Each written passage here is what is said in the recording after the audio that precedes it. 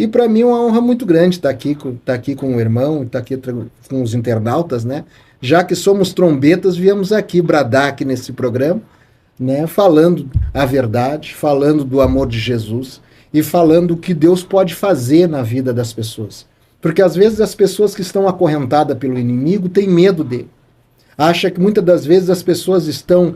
hoje mesmo eu estava falando com uma amiga que está aprisionada também na vida que eu tinha, que daqui a pouco nós vamos falar, e ela está com sérios problemas familiares, sérios problemas na sua vida, e não larga com medo das consequências. Da retaliação. Da retaliação do próprio inimigo das nossas almas. Uhum. Então, eu conversando com ela, evangelizando ela, e tenho esperança que o Espírito Santo vai trabalhar no coração dela, e quero dizer para todos aqui que o nosso inimigo, ele tem poder, mas nós servimos o Deus que tem todo o poder nos céus e na terra. Aleluia. Então, pode ficar tranquilo que o Senhor Jesus é o mesmo ontem, hoje e será eternamente. Fora a nossa vida secular, eu tinha uma vida religiosa. Desde criança, eu sempre vi espíritos. Desde criança, desde que, mais ou menos, que eu consigo lembrar, desde os meus 6 anos de idade. Eu vi espíritos. Nós morávamos numa casa muito grande, porque nossa família era muito grande. Então, o que acontece? Nossos quartos, eles tinham cortinas, né? Então a gente via ali o espírito, ele abria a cortina, vinha, conversava comigo, e depois ele ia embora. E aquele espírito, ele ia crescendo junto comigo. E ali nós... Ele era uma criança, então. Era um ele em forma de uma criança, assim, possamos dizer. Eu nunca conseguia ver direito o rosto dele. Eu sei que ele era do meu tamanho. Né? E ali ele me orientava, ele me conversava comigo, ele falava comigo, ele me dizia coisas espirituais. Então eu sempre tive essa coisa. Eu tinha muitos sonhos, né? A minha alma, ela saía do corpo e ia para o mundo espiritual. Eu sempre tive, desde criança, um vínculo muito grande com o mundo espiritual. Né? A gente visitava à noite o mundo espiritual. Ele me pegava pela mão e a gente visitava o mundo espiritual. Então, o que acontece? E ali eu fui crescendo. Quando eu tinha 15 para 16 anos de idade, a minha família religiosa, que era da religião de matriz africana, né, que aqui no sul do estado, chama-se Batuque, diferente do estado do norte e nordeste. Por que ela chama diferente da Bahia, por exemplo, que é muito conhecida também, mas o estado do Rio Grande do Sul, hoje, ele é o estado onde mais tem terreiros, eu acho que no mundo. No último censo do IBGE, no governo Dilma Rousseff, ela era mais ou menos em torno de 26 mil terreiros em Porto Alegre. Só em Porto Alegre. E mais de 60 e poucos mil no estado do Rio Grande do Sul. Então, nenhum lugar, eu acho que do mundo, tem tantos terreiros, né, de matriz africana como o estado do Rio Grande do Sul. E nenhum estado ele foi tão entregue, né, aos guias. 26 mil em Porto Alegre e quantos mil no Rio Grande do Sul? 68 mil, pelo censo do IBGE. Só isso aí dá mais de 80? Aí o senhor soma. Digamos que em cada terreiro, né, que isso é o básico, assim, né? Digamos que cada terreiro seja eu vou usar o termo, que não é esse termo. O termo é Babalorixá e Yalorixá. Mas vou usar o termo mais conhecido, que é pai e mãe de santo, né? Digamos que num terreiro tenha o pai de santo e a sua família. Ele mais 5 pessoas. Aí o senhor soma. Multiplica isso aí, vai dar 500 mil. Isso naquela época. Hoje, se não deve ter o triplo, tá perto. Porque cada mês são formados, né, mais pais e mães santos. Então, eles são formados e automaticamente eles não são obrigados, mas a maioria deles querem ter os seus próprios terreiros, né? Então, sim, eles se aprontam, eles se formam, né, naquela religião, e dali depois de um tempo, ali depois de um ano mais ou menos, eles levam as suas obrigações para as suas casas e ali iniciam um novo terreiro, vinculado ao terreiro matriz, né, aonde ele foi iniciado, né? Então, assim, o estado do Rio Grande do Sul, ele, desde que ele iniciou, né, ele já iniciou com essa religião oculta dentro do estado. Né? Porque o estado do Rio Grande do Sul foi um dos estados, depois de São Paulo, aonde mais trouxe escravizados da África. Só perdeu para São Paulo, né?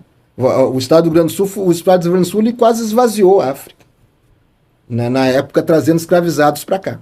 Depois da descoberta do ouro, começaram a trazer muitos escravizados, muitos escravizados.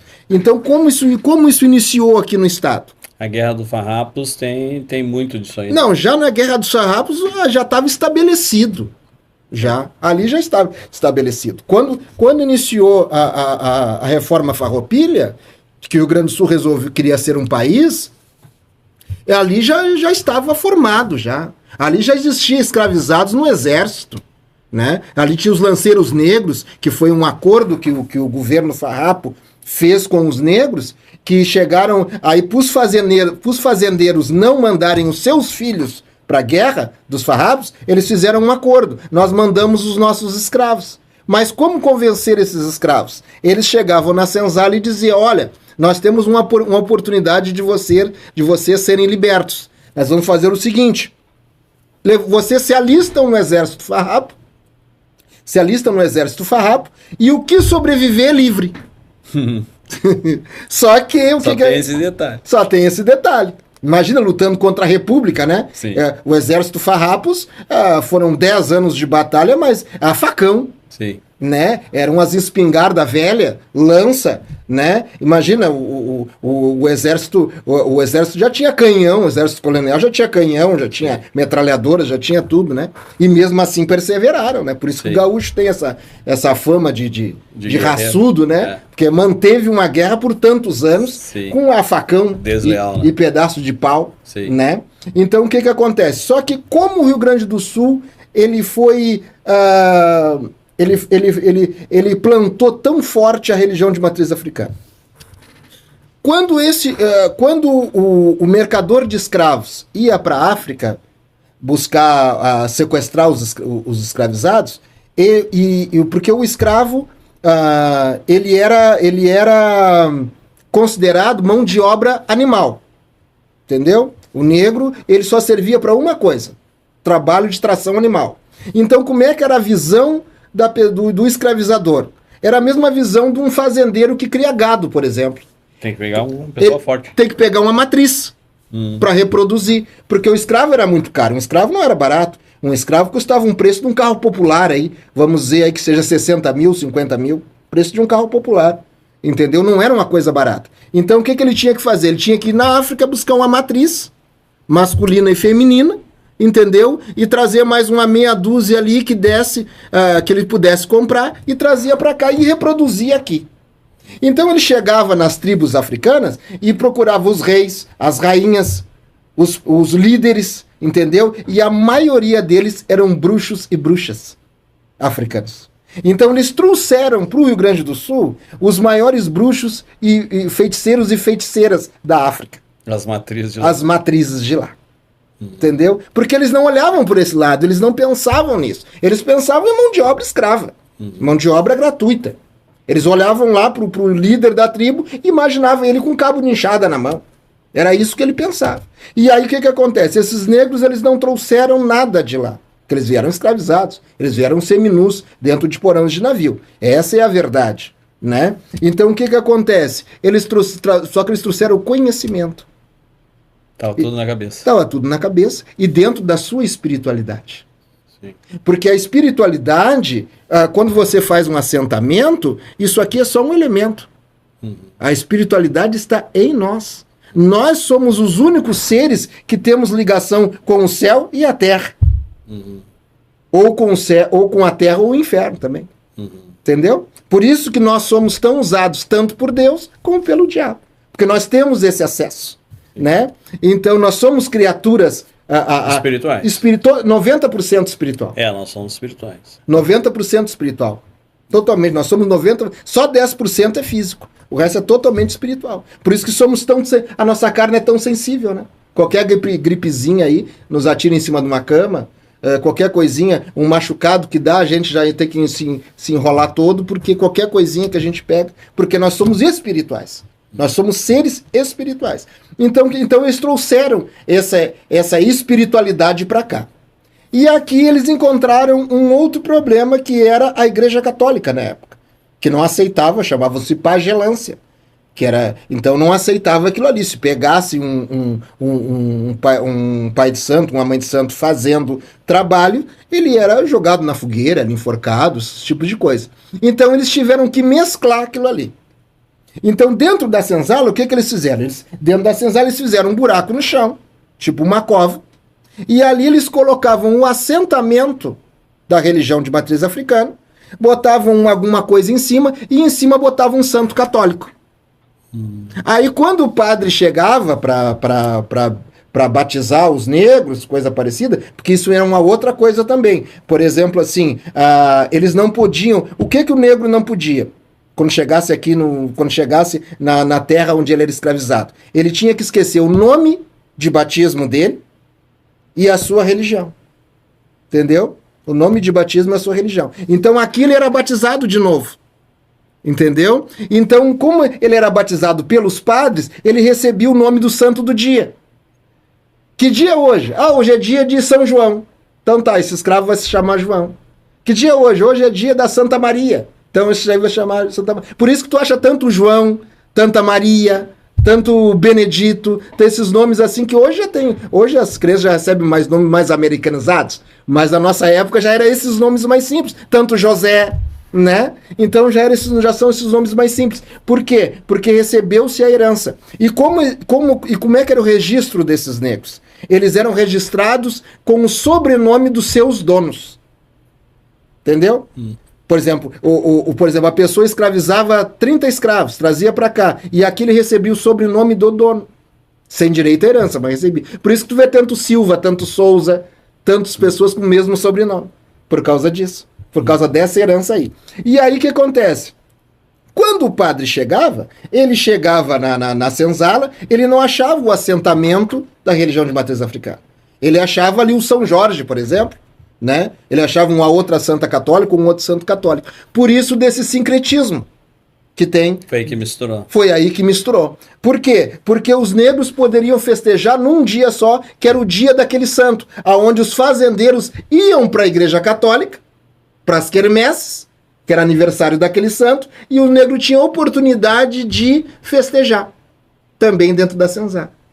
Entendeu? Por isso que tem esse sincretismo. Ogum é São Jorge, Oxum, né? A Senhora da Conceição, essas coisas todas. Entendeu? Então surgiu esse sincretismo por causa disso. Então ali se foi-se de orelha a orelha. Diferente, só que aqui no Sul, como a religião de matriz africana, ela foi reproduzida dentro da senzala, o sincretismo dela foi apenas, como os antigos diziam, para inglês ver. Foi apenas figurado. Ele não foi misturado espiritualmente. Ele foi apenas figurado.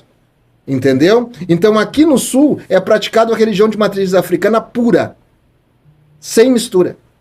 Sem influência do catolicismo, sem a influência do espiritismo, sem nada. O vodú africano aqui, ele é feito puro. Por isso tem esse nome batuque. Diferente do candomblé baiano. O que é candomblé? Sincretismo.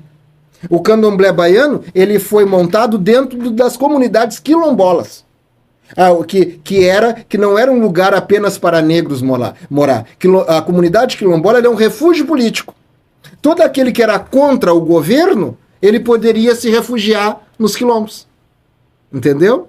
Então, por exemplo, era assim que o quilombo se fortalecia. Então ali tinha gente de todas as religiões. De todas as religiões. Então, mas a matriz ela é africana. A liderança era africana. Então o que acontece? Ali, como se misturou as religiões, católica, espírita e tal, se misturou as religiões ali e fundaram o candomblé baiano. O candomblé baiano ele já é bem diferente do ritual do Sul. Ele não é puro, como é puro aqui no Sul. Aqui no Sul, sim, os assentamentos, todos eles são todos feitos com uma religião africana pura. É o vodú africano puro. Os rituais são puros. Quando você fala de religião pura, você está falando dos ídolos. Exatamente. Eles não levam outros nomes. Eles não levam outros nomes. Ah, sim. Entende? Entendi. Eles não levam outros nomes. Eles levam os nomes de lá. Os nomes de lá. Os cânticos são em africano, os nomes são em africanos. Por exemplo, dentro de um terreiro de matriz africana, tu recebe um nome africano, Tu é batizado com um nome africano, lá dentro é falado apenas chamado pelo teu nome. As comidas são comidas, claro, muita coisa foi adaptada, né? Muita coisa foi adaptada devido ao clima, assim, mas é puxado o máximo que seja, né, pro africano, sempre pro africano. O que já não acontece lá. O que já não acontece no candomblé baiano, que é diferente, já é bem mais mesclado, já é bem mais... bem mais misturado, né? Bem essa coisa aqui. Aqui não. Porque aqui a Igreja Católica nunca permitiu isso. A Igreja Católica sempre bateu muito na religião de matriz africana. Era sempre oculto, então. Era sempre oculto. É uma religião que nasceu no ocultismo. No ocultismo, como totalmente. Se fala, né? Totalmente. Oculto.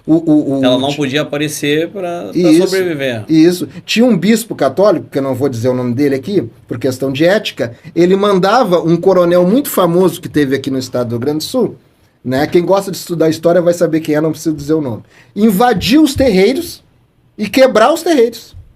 O bispo mandava quebrar os terreiros. Até que um dia que os negros da época aqui se reuniram e fizeram um feitiço para esse coronel. E ele morreu na frente do mercado público, montado em cima do cavalo, eu não sei como é que chama, numa formação da brigada militar a cavalo. Ele fartou ali. Bom. Ali em cima. Né? Então o que acontece? De tanto que ele era um perseguidor, assim, né? Perseguia muito. Então aqui em Porto Alegre a religião ela começou, né, nas cidades portuárias, né, mais forte em Pelotas e Rio Grande, né, porque é ali que chegavam os negros escravizados e eles começaram a migrar para a capital, para Porto Alegre. E aqui em Porto Alegre eles foram morar em 2 bairros. Cidade Baixa e Monte Serra. Essas eram as 2 bases. A Cidade Baixa, a maioria deles migravam de Pelotas e no Monte Serra a maioria deles migravam de Rio Grande. Mas o que é isso? Era quilombola? Comunidades quilombolas. Porque acabou-se a escravatura. Sim, ali na Monte Serra, ali perto do... eu acho que é perto do Iguatemi, ali pra cima, ali... Na Nilo, né? Isso. Ali na Nilo, isso. Aquilo ali era uma isso, eu participei daquela disputa ali. Ah, é? Politicamente, sim, eu participei daquilo ali. Sim, porque eles tiveram que desfazer exatamente toda aquela parte. Isso, aquilo ali aqueles condomínios que tiveram que devolver o dinheiro, porque não tinha como desmanchar, implodir o condomínio, sim, né? Mas o condomínio invadiu ali a família Silva, Quilombo Silva. Uhum. Deram um apelido assim muito escroxo que eu não quero nem falar aqui, mas era um Quilombo Silva ali, porque ali é uma família dos Silvas. Ali, eu participei daquela luta ali. Então o que acontece? Então ali ali o pessoal também me parece, se eu não me engano, o pessoal do Caltrim Clube também invadiu um pedaço ali também, que o Caltrim Clube fica ali. Então todo aquele pessoal teve que indenizar essas famílias ali. E aonde eles moram, eles ficaram ali mesmo, tiveram. Não conseguiram tirar, né? Não conseguiram tirar, porque conseguiram na justiça, né? Sim. Porque hoje tem.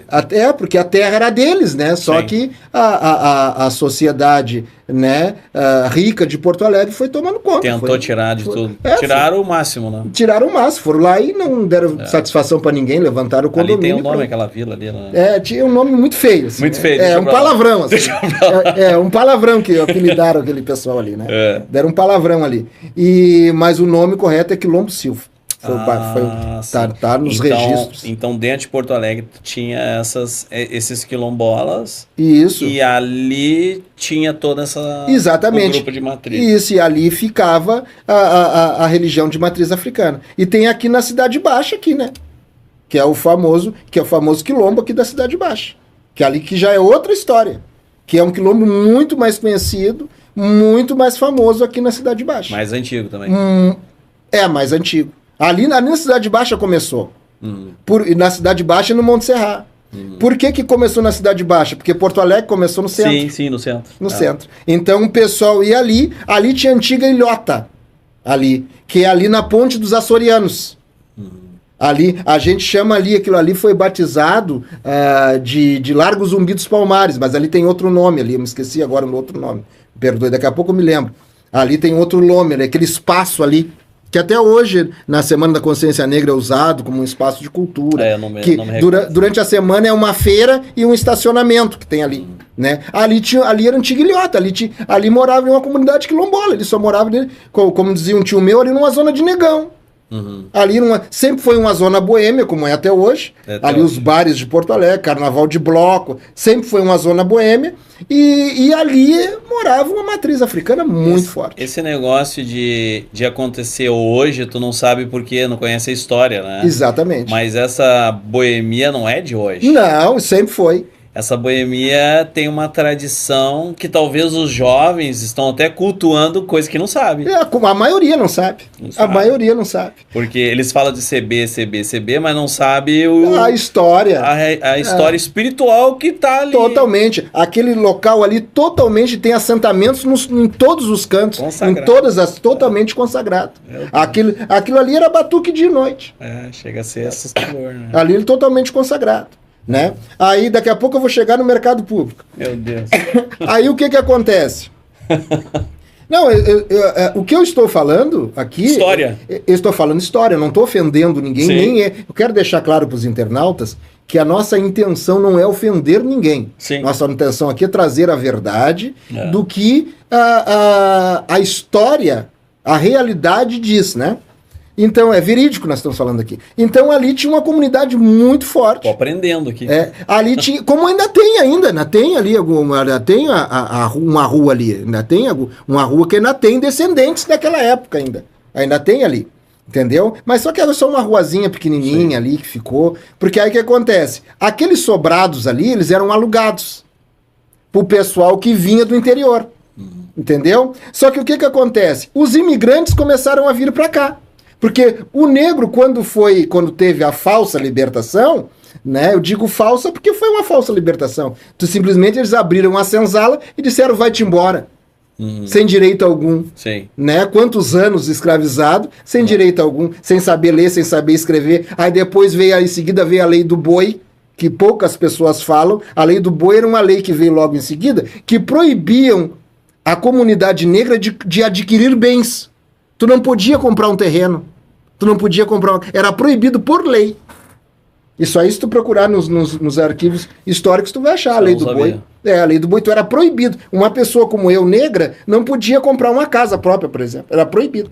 Sim. Por lei. Do governo era proibido comprar. Era a lei do boi. Por isso que vocês chamam de falsa... Exatamente. Eu nunca ouvi ninguém falar em falsa libertação. Totalmente falsa. Mas é falsa mesmo. Totalmente falsa. Porque imagina... Tu pega e abre as portas e diz, tá, vai. Vai-te embora. O cara vai pra onde? Ele vai voltar?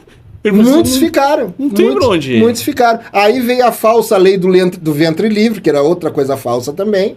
Né? Outra coisa falsa também, porque a lei do ventre livre, ela era baseada, era ventre só de nome, porque ele só era livre depois dos 20 anos de idade.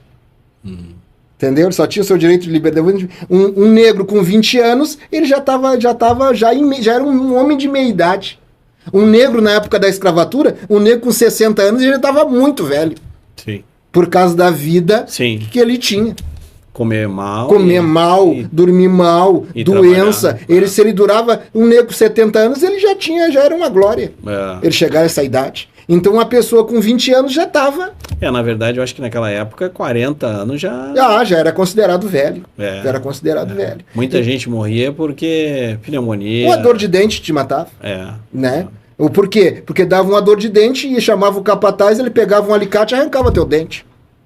Sem se importar se ia te infeccionar ou coisa parecida. Era assim que funcionava. O máximo que te dava era uma cachaça ali pra te ficar meio bêbado e arrancava teu dente a unha. Era assim que funcionava. Então o que acontece? A Cidade Baixa foi o seguinte. Quando começou a vir os imigrantes e comprar aqueles sobrados ali, na Cidade Baixa, porque eles vieram com cotas.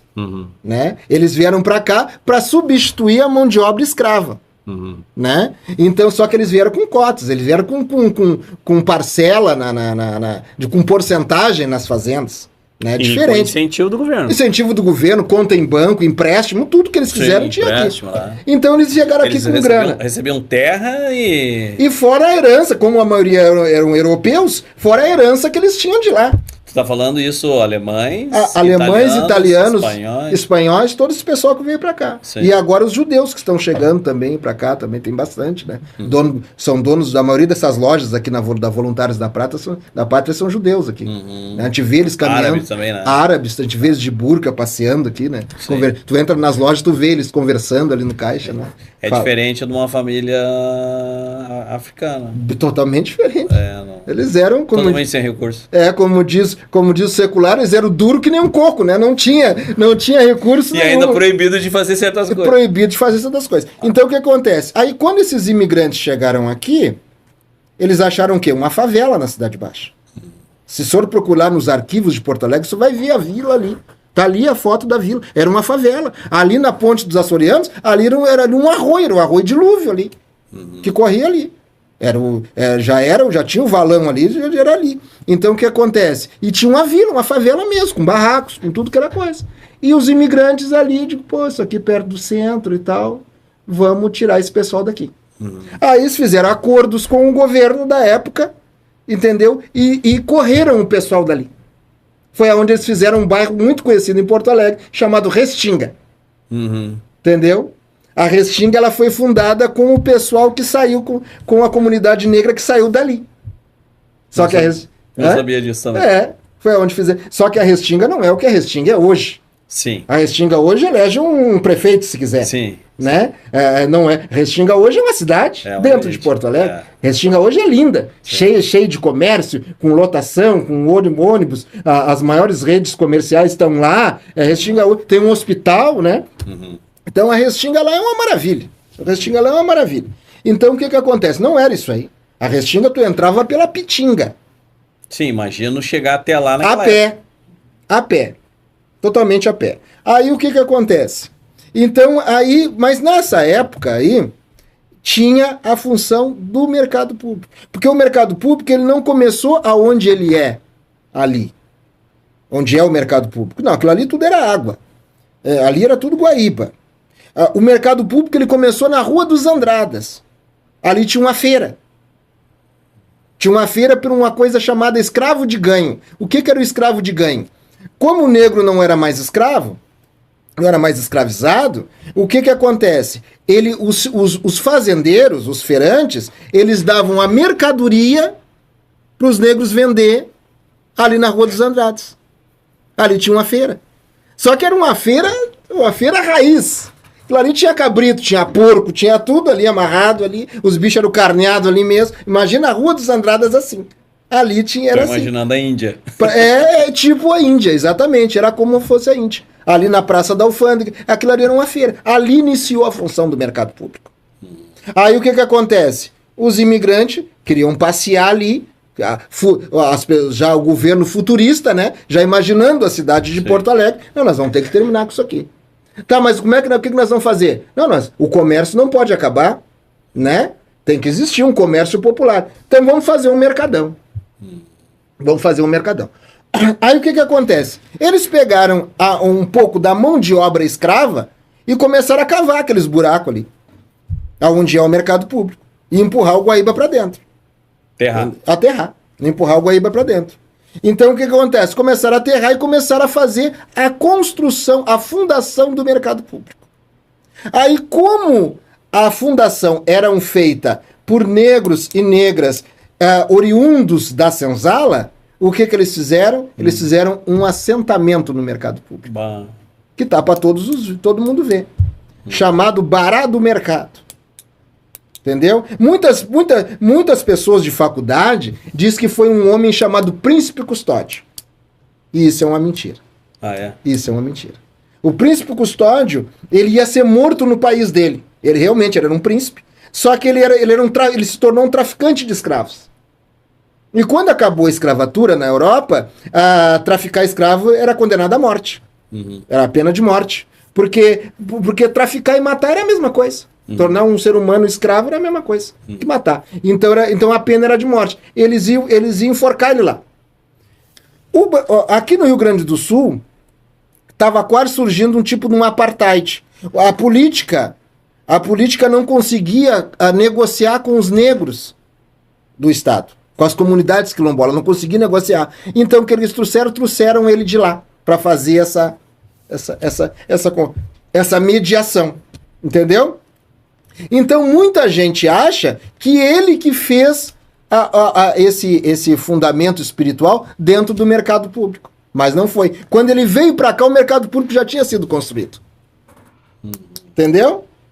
Quando começaram a abrir aqueles buracos ali, foi aonde foi assentado o Bará do Mercado, que foi um orixá feito para, como se fosse um padrinho de Porto Alegre. Ele era para cuidar as comunidades negras de Porto Alegre. Por isso que é feito, né? É feito em junho a festa ali no mercado público. Tem hoje, né, existe um assentamento que foi feito ali, um artesão fez uma placa ali no meio do mercado, e esse orixá, ele é o que coordena o dinheiro, o comércio, né? Dizem, pela cultura religiosa, ele é o dono da chave, é ele que abre e fecha o caminho das pessoas. Então ele foi colocado ali. E ele está ali, ele mora ali. Tanto que o sonho de muitos governadores de Porto Alegre era desmanchar o mercado público. Entendeu? Aí teve. E o povo de matriz africana, sempre em protesto, ia para lá e derrubava esses projetos de lei, de derrubar o mercado público. Aí aconteceu uma coisa muito engraçada, que eu estava lá e participei. Teve um governador aí que bateu o pé dizendo que ia desmanchar o mercado público. E aí, mas não por causa de... Religião? De religião. Não. Proposta de campanha. Ia fazer outra coisa lá. Um shopping, sei lá. Ele queria tirar... Ele queria derrubar o prédio. Ali. Ele queria derrubar o prédio. Uhum. E aí, e sempre quem defendeu aquilo ali foi os terreiros de Porto Alegre. Uhum. Os terreiros de Porto Alegre. Falou em derrubar o mercado... Eles vão tudo pra cima. Eles vão tudo pra cima. Sempre foi assim. Sim, sempre foi assim. Simbolismo sincronizado. Totalmente. Aí o que acontece? Aí esse governador desafiou a religião de matriz africana. Falou assim, bom, se tiver alguma coisa lá, eu vou mandar uma máquina lá dentro e vou cavar. Se tiver alguma coisa lá, eu não derrubo o mercado. E pegou uma máquina da prefeitura e foi lá. Aí quando chegou lá, quando o motorista foi ligar a máquina e não ligava. E ligava e a máquina não arrancava. Não ligava. Eu estava lá, eu vi isso. E ligava, a máquina não ligava. Aí, não, isso aí é máquina velha, não sei o que, problema na máquina, leva pro galpão da prefeitura e traz outra. Leva e traz outra. Trouxeram outra. Liga, e nada na máquina. Pegar. Trouxeram 2 máquinas e as 2 máquinas não pegou. E ali largaram o mercado público de mão. Desde aquele dia, nenhum governador mais se propôs a derrubar o mercado público. Até mesmo porque não é o físico, né? Exatamente. Para derrubar, exatamente. Se alguém quiser derrubar uma coisa... Eu me lembro daquela passagem de Jesus no Gadareno, né? E aqueles espíritos rogaram para não ser expulso dali daquele exatamente. Tempo. E eu sempre fiquei perguntando, mas por que Jesus já não expulsou de uma vez, né? Mas acontece que tu expulsa aqueles ali e vem outros. Exatamente. Porque a cultura, né, tá nas pessoas, né? Exatamente. Então, se tu quiser operar alguma coisa no mundo espiritual, tu vai ter que trabalhar nas pessoas, nas vidas das pessoas. Porque senão elas têm livre-arbítrio, né? O livre-arbítrio e o acesso. E o acesso. Então. O ser humano é o único ser que tem alma. Então ele tem o acesso. Tem o acesso. E se ele buscar, né? Exatamente. Deus não vai impedir todo o livre-arbítrio. Exatamente. Ele tem um acesso. Então, mas eu já vou chegar em mim de novo. Por isso que Jesus disse para o Gadareno, o Gadareno queria ir junto com ele. Ele disse, não, fica aqui e conta para eles o que Deus fez por ti. Exatamente. Então tu dá para entender que Jesus é o caminho não é na mão grande, né? Não. O caminho é no Evangelho. No Evangelho. É o Espírito Santo que convence. Não tem outro, né? Não tem outro. Então, mas eu já vou voltar na minha vida novamente, tá? E só estou contando um pouco para vocês entenderem, para os internautas entenderem, por que o Rio Grande do Sul chegou nesse patamar de ser considerado o berço da matriz africana, da magia no Brasil, né? Então, o que acontece? Então, aquilo foi se expandindo, e esse pessoal começou a levantar polos, né? Polos espirituais em Porto Alegre. Então, tem a Cidade Baixa, tem o Mercado Público, tem o Cruzeirão da Costa e Silva, que hoje é feita a maior festa de Exu e Pombagira do Brasil, lá, numa época do ano. Agora eu esqueci, agora o mês que é. Tem um Babalorixá que faz a festa lá, né? E reúne sei lá quantas mil pessoas. Sabe o Cruzeirão da Costa Silva, ali no Porto Seco? Aham. Tá O ali. Cruzeirão eu conheço, mas Pois essa festa não. Ali tem um assentamento também. Agora, pra frente, né? Um Babalorixá, que até ele foi eleito a vereador de Porto Alegre, ele fez um assentamento do Homem da Meia-Noite ali. Botou uma estátua ali, quem passa ali vê a estátua. Mas aquilo ali já é cultuado há muitos anos. Por quê? Porque ali tem a encruzilhada mais alta de Porto Alegre. Então ali tem um assentamento ali. Aqui no Campo Novo também tem, na subida do Campo Novo, onde tem uma pedra, bem no meio, quem vai para o Campo Novo, ali tem uma pedra, ali também tem um assentamento. Vários lugares de Porto Alegre têm assentamentos feitos por esse pessoal oriundo, né, da escravatura. Então, o Rio Grande do Sul, ele é tomado por uma potestade. O Rio Grande do Sul, uma vez o pastor João, numa pregação, ele recebeu uma crítica, né, de irmãos de outros estados, dizendo que aqui no Sul não era tão evangelizado e tinha crentes frios. E o pastor João falou, que eles não sabem o que tem aqui no Sul. Aqui no Sul, tu caminha até ali, tu já está cansado. Quem evangeliza aqui no Sul sabe o que ele enfrenta. É o peso. O peso aqui do Sul, o peso que tem aqui no Sul, não tem lugar nenhum do Brasil. Eu não conheço, mas acredito que, inclusive no mundo, tirando a África. Acredito. Não tem lugar nenhum. Aqui tu vê, Por que a África... Por que a África é tão forte assim? Eu sei que o Egito, né? É lá na África, né? O Egito antigo, sim. O Egito é norte da África. A África, né, pertence ao Egito. Sim. Então a África... Mas, porque a África não é um país, a África é um continente. Né? Sim, é um continente. Então ela pertence ao Egito. Então o Egito tá lá dentro. Isso. De terras antigas que eu vou me lembrar agora, que é do Egito. Isso. Né? Mas parece assim que não se tem notícia de uma outra da matriz dessa religião ocultista no outro lugar do planeta. Outro lugar do planeta. Por quê? Porque tudo que é coisa ruim veio do Egito Antigo. Tudo que, inclusive o carnaval. Nós vamos ver se dá tempo de nós falar um pouquinho. Tudo que é de ruim veio do Egito Antigo. Né? Tudo que é de ruim veio do Egito Antigo. O Egito Antigo cultuava mais de 2.000 demônios. Tinha os 10 principais, que eram os 10 do faraó. Por isso que Deus enviou 10 pragas para faraó, porque cada praga era para derrubar, cada praga era para derrubar cada potestade do faraó, que eram as 10 principais. Por isso 10 pragas, entendeu? Mas fora isso, eram 2.000 demônios, 2.000 deuses que eles cultuavam, demônios. Então tudo de ruim, né? O deus Baco, Bafomé, todo esse pessoal aí saiu do Egito Antigo. Tudo do Egito Antigo. Do Egito Antigo foi para a Grécia, para o Alexandre o Grande, e ali a coisa cresceu. Dali, então a África ela tem esse polo porque eles são oriundos da magia do Egito Antigo.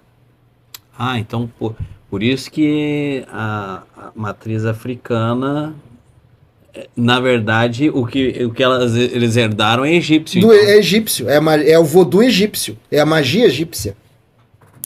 Entendeu? Tanto que lá na África, eles usam muito pouca oferenda, que nem a gente faz aqui no Brasil. Eles oram, eles rezam pro vento, eles rezam eles fazem os feitiços, é feito no rastro das pessoas, no vento. entendeu? Da casa das pessoas. São muita praga jogada, é muitas coisas assim, entendeu? É muita coisa... mais feitiço. Mais feitiço. Aqui no sul também é feito, mas não tanto como lá.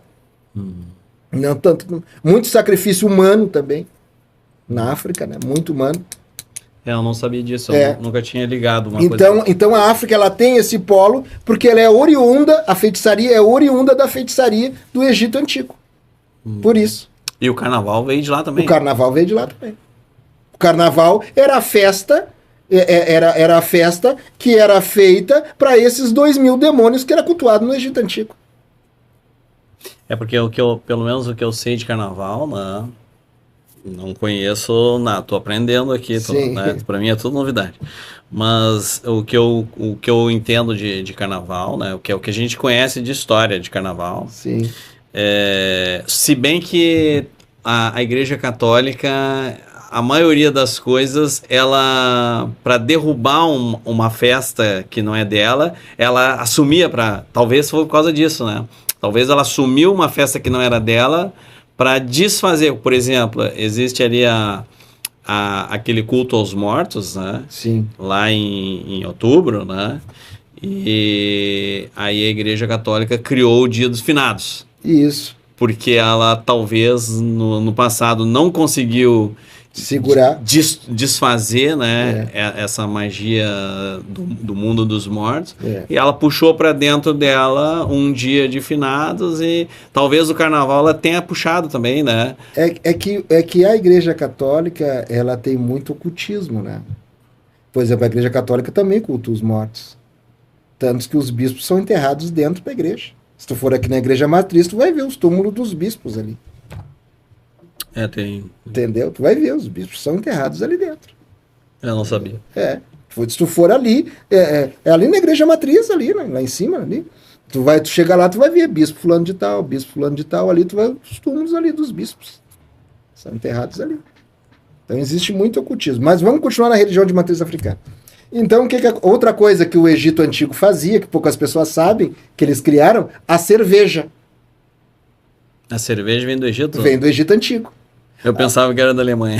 Não, muita gente acha, mas não é. Só que a cerveja no Egito Antigo, ela era usada para conservar a tumba dos faraós, dos mortos, e fazer o contato entre os vivos e os mortos. Aquele estado alfa. Isso.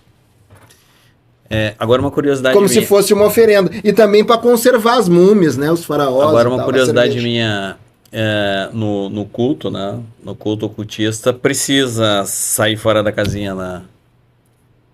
Como assim sair fora da casinha? O cara precisa tomar um negócio para ficar zen. Não. Quem toma não é tu. Ah, não é tu. Quem toma são as entidades. Se tu toma é porque tu gosta de beber mesmo, mas não que... Então aquele negócio... Então quando eles já estão administrando, eles já estão ocupados já. Já. Mas eu vou chegar lá. Então o que acontece? É assim que funciona. Então no Rio Grande do Sul a coisa foi assim. Foi mais ou menos assim. É que é muito... Se eu vou falar aqui, nós vamos precisar de um podcast de uma tarde, né? Mas a princípio o básico foi isso aí. Né? Esse pessoal veio oriundo da escravidão, do interior para a cidade de Porto Alegre, e aqui montaram as suas bases. E a religião foi ensinada, a religião de matriz africana, ela não tem nada escrito, registrado. Até porque os negros não tinham esse direito, né, de ser alfabetizado, né? Então é tudo na oralidade. Tudo na oralidade. Os antigos da minha família espiritual proibia tu chegar com um caderno para pegar uma receita, por exemplo. Era proibido. Tu tinha que aprender na oralidade. Totalmente na oralidade. Tipo um discipulado mesmo. Era um discipulado total. De anos. Para me tornar babalorixá, eu levei 21 anos aprendendo. Aprendendo e praticando. 21 anos. 21 anos. Eu comecei com 16 e aí tu soma. Aí depois de 21 anos eu ganhei a minha formatura. Como babalorixá. Entendeu? E eu sempre... Na tua família, quantos anos mesmo? Na minha família religiosa, 138 anos. 138. Nosso tetravô espiritual veio da Nigéria para ser escravo na cidade de Pelotas, né? Na cidade de Pelotas. Então ele era um dos príncipes lá. Acredito que sim. né? Acredito que sim, o nome dele está lá, na Fazenda São João, que hoje é um museu. Lá onde foi filmada aquela minissérie Casa das Sete Mulheres, entendeu? Que foi muito famosa. É lá, lá fazia sabão e charque. Como quase todas as fazendas de Pelotas. Né? A casa, então, do teu... O local, a região... Onde foi escravizado o meu tetravô. Tataravô. Tetravô. Tetra? Tetra. Sim, acima de Tatra? Sim, nós estamos falando da época de escravidão. Meu Deus do céu. Entendeu? 1800 e pouco, por aí. Então, o que acontece? Então, ali iniciou a minha família espiritual. Né? E ali foi passando de orelha a orelha, até chegar em mim. Então, o que acontece? Então, como eu tinha sempre tive essa ligação com o espiritual, eles acharam em mim um dom para essa espiritualidade. E ali eu fui iniciado e ali fiz todas as práticas que tem que fazer dentro da religião de matriz, o sacrifício, as obrigações, tudo, né? Que tem que se fazer. Os animais são sacralizados. O nome sacrificar não é o politicamente correto. O politicamente correto é sacralizar. É o sacrifício ao sagrado. Esse é o politicamente correto. Entendeu? Então ali é feito. E ali é feito os rituais, né? São rituais muito sérios, são pactos, né, que se faz, né, com sangue diretamente. Literalmente tu é banhado com sangue, né, durante dias e dias. E ali é feito todos os rituais até tu te tornar aquilo é uma hierarquia, né? Tu vai subindo, vai iniciado e vai subindo até tu te tornar um babalorixá, um feiticeiro e tal. E ali tu aprende de tudo. Desde de fazer qualquer tipo de trabalho, né? Qualquer tipo de trabalho e se tornar um feiticeiro na conjuntura da palavra, né? Se torna um feiticeiro, uma feiticeira literalmente. Não existe na matriz africana a pessoa que não faz o mal. Não existe isso. Não existe mesmo. Não existe mesmo. Não existe isso. Por quê? Porque a matriz africana ela foi ensinada mais o mal do que o bem. Por quê? Porque já na época da escravatura ela era usada como defesa. Entendeu? Ela é usada como defesa. Então era invocado mais vodus maus do que bens. Do que do bem. Essa é a verdade. Essa é a verdade. A pessoa diz assim, ó, mas essa religião não faz o mal, pisa no pé deles para você ver uma coisa. Inventa de dizer alguma coisa que eles não gostam. O que tu faz de dia é pagado de noite. Não tem nem dúvida disso. Tua família é destruída, tua empresa é destruída, tudo destruído. Desculpe, mas a gente está aqui para falar a verdade. É para isso que Deus nos levanta. Era para isso, tu tá falando o quê? Do teu testemunho, era para isso que tu era chamado? Exatamente. Assim não só como eu, como qualquer pessoa que se forma dentro da matriz africana. Não, mas assim, ó, a minha pergunta quando você foi formado, você era líder, né? Sim, aí tu te torna um líder. Torna um líder. E aí os cultos é só culto ou eles chamam para fazer trabalho? Não, tu é consultado, né? Tu é consultado. Aí aquelas reuniões ali sempre tem consulta, tem alguma coisa para fazer, então. É que tipo assim, ó, a religião ela tem as suas datas de festas, aonde o povo do terreiro se reúne para homenagear o líder espiritual da casa, o orixá da casa. Então é uma época do ano, né? E ali chama todos os filhos do santo ali, e ali é feita uma festa de 32 dias. Aquilo ali não tem feitiço nenhum, é só... Não, tem as oferendas, tem tudo, aquilo ali é só feitiço. Entendeu? Mas só que são coisas feitas, não são coisas pro mal, né? Basicamente falando. Estão festejando só. São só festejando. Ali é feito os presentes, as oferendas, são 32 dias de festa. Mas depois essas reuniões que acontecem por semana, é gente que vai lá para consultar. Aí são pessoas, no dia a dia, são pessoas que vai consultar. Porque aí, conforme a tua desenvoltura, né? Conforme a tua desenvoltura espiritualmente, tu vai criando fama. Sim. Aí entendeu? As pessoas vão te procurar. Aí as pessoas vão te procurando. Claro que hoje, na minha época, por exemplo, eu pratico a matriz africana, praticava há 50 anos. né? Então, mas hoje existe a internet, né? Hoje tu acha gente aí, esse pessoal mais moderno, hoje existem os pais de santos tecnológicos, né? Entendeu? É outra coisa. Mas na minha época era de orelha a orelha. A tua fama crescia. Sim. Né? Então o que acontece? Então, quando tu faz... A fama que você diz é... O cara vai lá, faz um trabalho e dá certo e ele fica testemunhando. Fiz exatamente. Lá. Mandei matar e morreu. Exatamente. Mandei matar e morreu. Mandei destruir e aconteceu. E aí começa a te procurar. Entendeu? Começa a te procurar. Geralmente as procuras são mais para esse lado. Mais para esse lado. Destruição de lar, né? E para dinheiro também, a ganância, né? Sim. A ganância. Mas quando eu vou para dinheiro é assim, ó, eu preciso, meu concorrente tá... Exatamente, só que a ganância, eu quero dinheiro, mas o meu concorrente tem que ser destruído. Eu quero dinheiro, mas aquele meu familiar tem que morrer porque eu não quero dividir a herança. É assim que funciona. Entendeu? É assim que funciona. Entendeu? Nós não tivemos um episódio agora há pouco tempo de uma mulher que envenenou a família toda?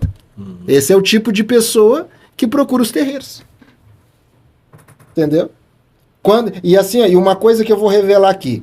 As maiores feitiçarias para o mal estão dentro das famílias. Dentro das famílias. Por causa da inveja. A maioria das pessoas que procuram os feiticeiros para fazer o mal são membros da família. Aquela pessoa que jamais tu vai dizer que procurou. Mas ela procurou. Ele procurou.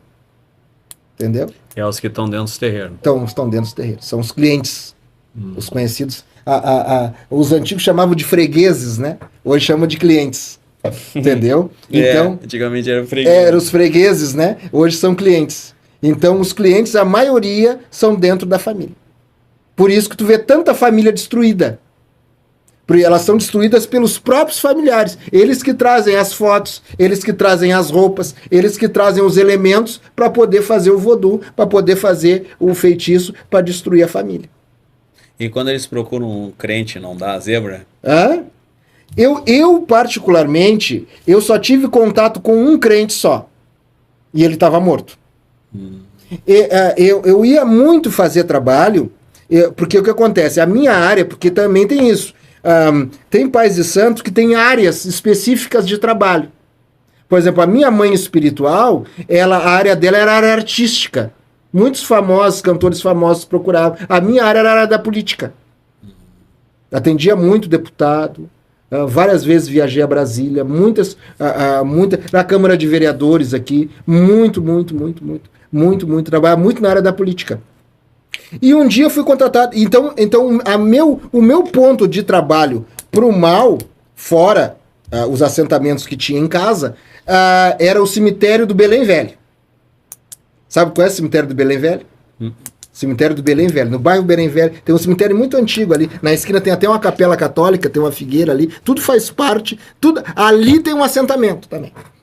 Porque assim, ó, tem um cemitério do Belém Velho, tu sobe a rua, tem uma encruzilhada ali, tem uma esquina ali, uma encruzilhada e tem uma figueira. E na esquina tem uma capela católica. No pé daquela figueira tem um assentamento.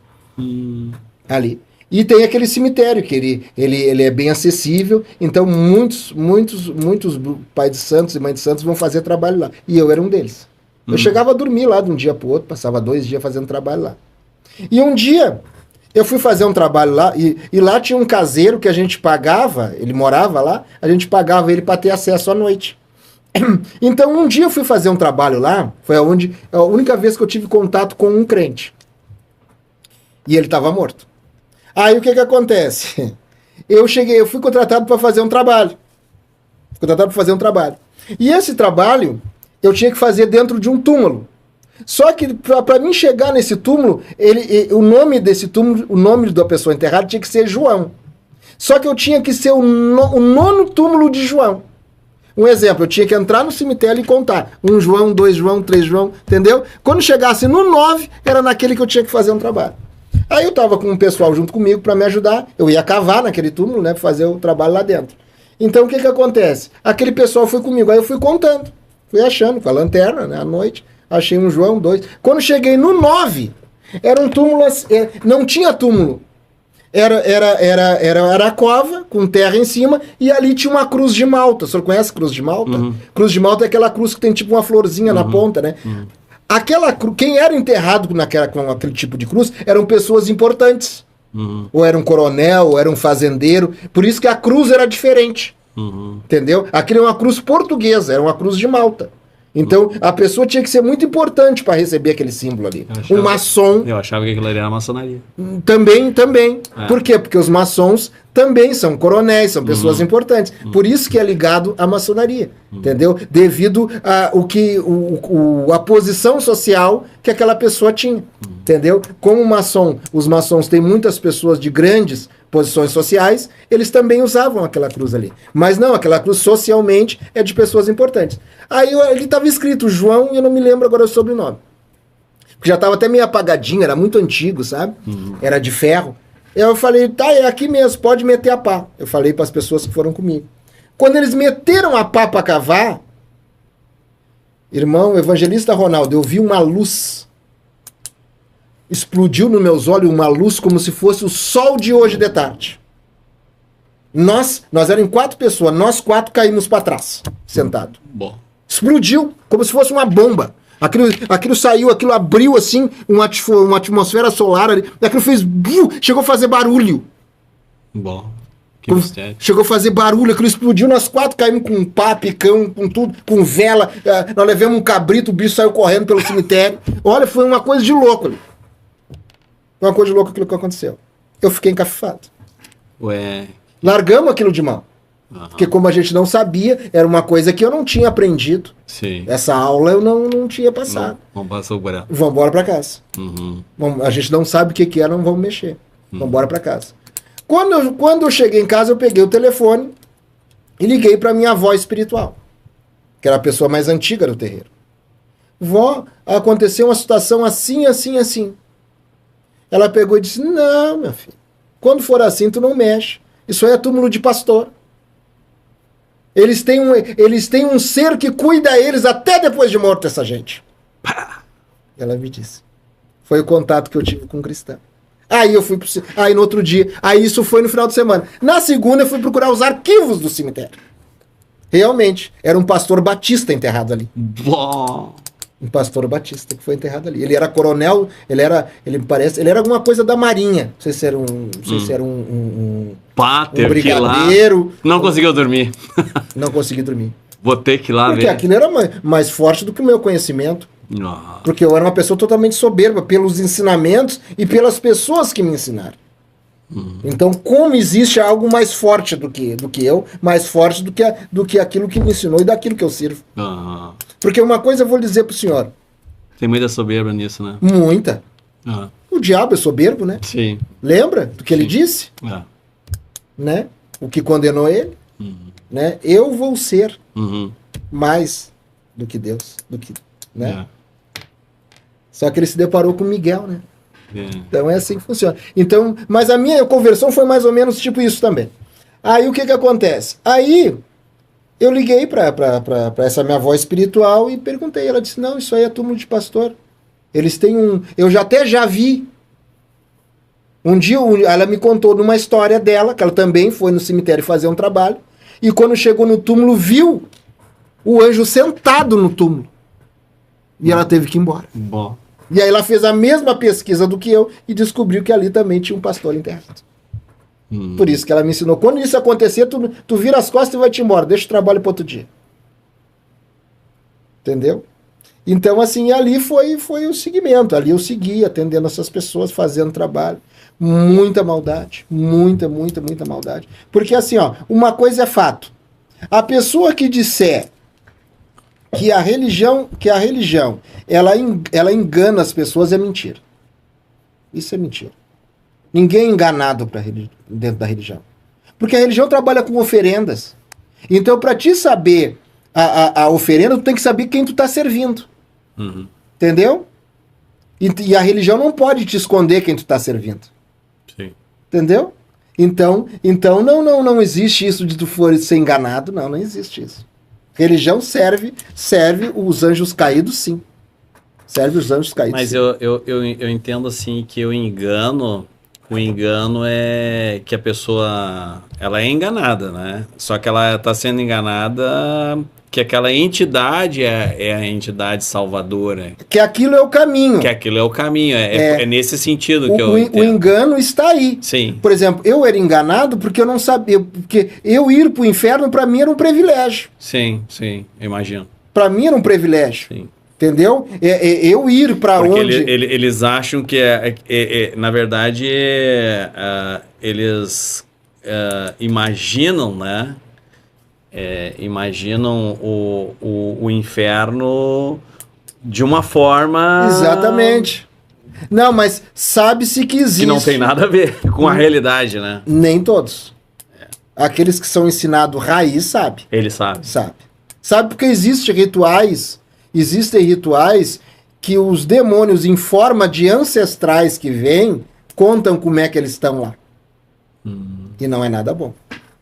Existe um ritual chamado Eressum, que é o ritual aos mortos, né? Ou missa, chama, né? Ritual aos mortos. Então esse ritual, ele é um ritual apenas para os mortos, entendeu? E nesse ritual vem o que eles acham que é o espírito dos antepassados contar aonde eles estão e como eles estão. E não é nada bom.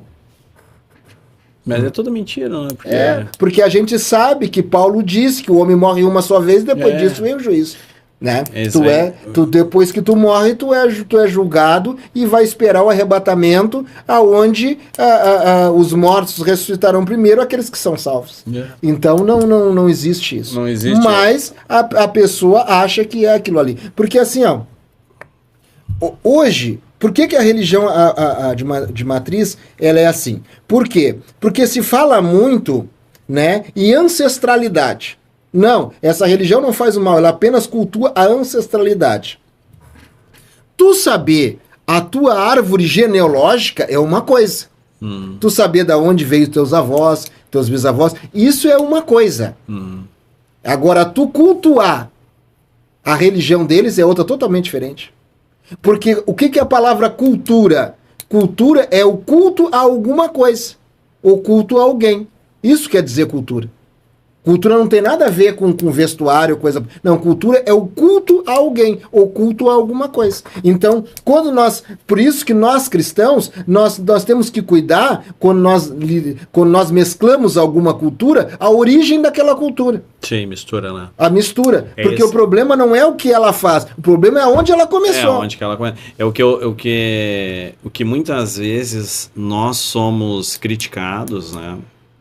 O que nós somos criticados, principalmente aí pela religião cristã messiânica, né? Sim. Nós somos muito criticados porque há uma mistura, né? Há uma mistura, um sincretismo na religião cristã ocidental, misturada com coisas que não tem nada a ver com a nossa Páscoa, por exemplo. Isso. A nossa Páscoa numa data que não é. Não é. Com coisas, com símbolos que não é. Não, então... Ninguém faz o carneiro assado, quase ninguém faz. Então, as festas judaicas... E isso a gente tem que ser criticado mesmo, porque está errado mesmo. As festas judaicas cristãs, né, principalmente as principais, as 4 festas, a gente nem conhece, né? Mas a gente conhece 10 festas que não tem nada a ver com o cristianismo judaico. E outra coisa, e nós também não passamos também pelo... E de onde é que saiu essas festas, né? Em que situações... E da onde foi herdado isso, né? Exatamente. Então é uma coisa muito perigosa. É muito perigosa. Eu sempre digo, cristão tem que fazer coisa de cristão. Não interessa se vai ser chamado de fanático. Não interessa do que tu vai ser chamado. Se aproxima de Cristo. Se aproxima de Cristo. E da palavra, né? E da palavra de Deus. Principalmente da palavra, porque às vezes alguém se aproxima de uma religião que mistura uma escultura que às vezes tu precisa abrir as escrituras e dizer, mas onde é que está essa festa? Onde está na Bíblia? Onde é que está isso? Exatamente. Que nós estamos indo fazer isso aí, mas onde é que está escrito? Se não está escrito, né? Exatamente. E às vezes o que falta é conhecimento das escrituras. Conhecimento. Então o que acontece? Então uma das coisas assim que eu fico impressionado E eu acho que isso eu acho que isso também foi uma falha, né, de nós cristãos, for não ter tentado converter esse pessoal de matriz africana aqui no sul lá atrás. Pois é, como é que foi a tua conversão? A minha Porque conversão. pelo que eu vejo já de você, quantos anos você tem de fé? Faz 3 anos que eu me batizei. Ah, é um menino ainda. E cheio de fé. Um menino. Nunca fiquei em cima do muro, nunca negociei princípios. Porque eu vejo assim, ó, do Pentecostal até os ossos. do que foi assim o teu passado, eu imagino que tem que ter sido uma conversão. Eu vi o quarto homem da fornalha. Eu vi o quarto homem da fornalha. Como é que foi? Conta pra nós. Assim, ó, o que acontece?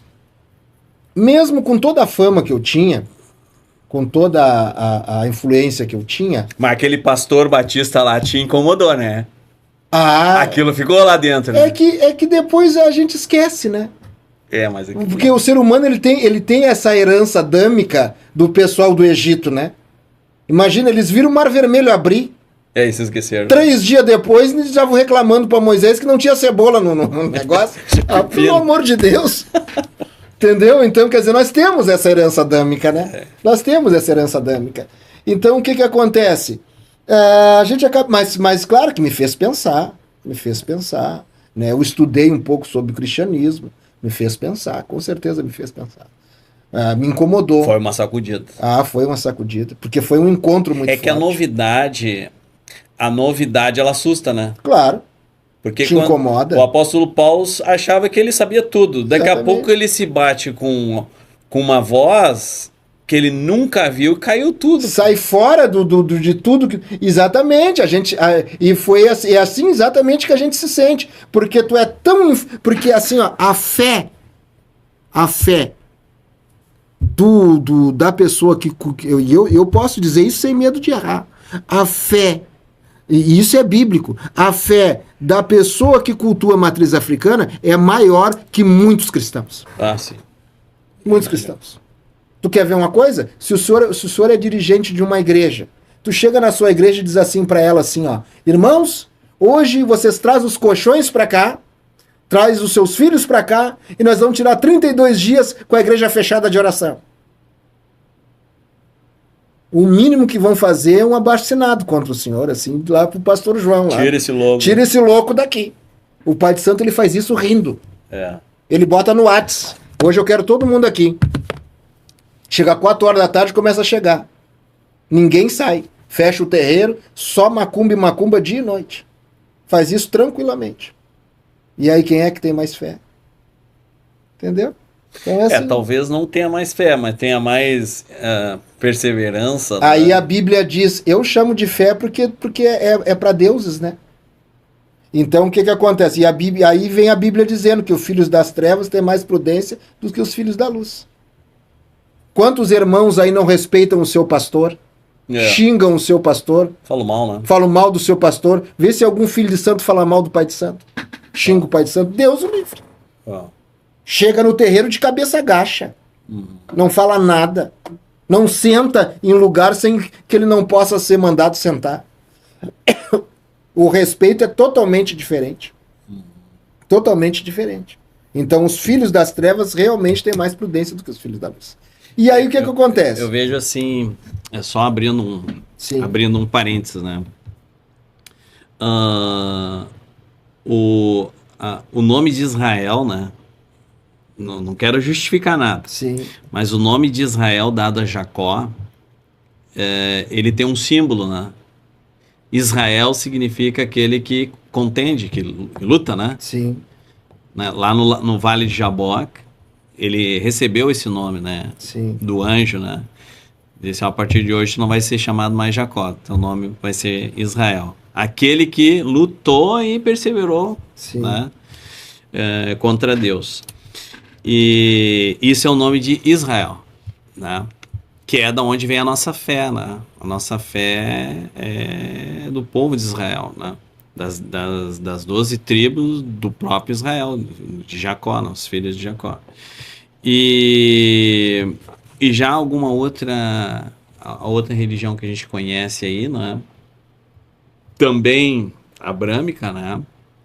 ela recebe um nome de submissão. Submissão. Sim. E a submissão na força.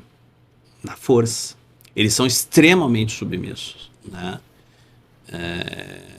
Então tu vê assim, a religião judaica é uma, com o nome de Israel, que é aquele que peleja, né? E tem aquela outra religião extremamente submissa, né? Ismaelita, né? Sim. Extremamente submissa, e o nome é submissão, o nome dela. O nome da religião é submissão. E é a submissão à base da espada. Que são os que estão em guerra com Israel agora, né? Os ismaelitas, né?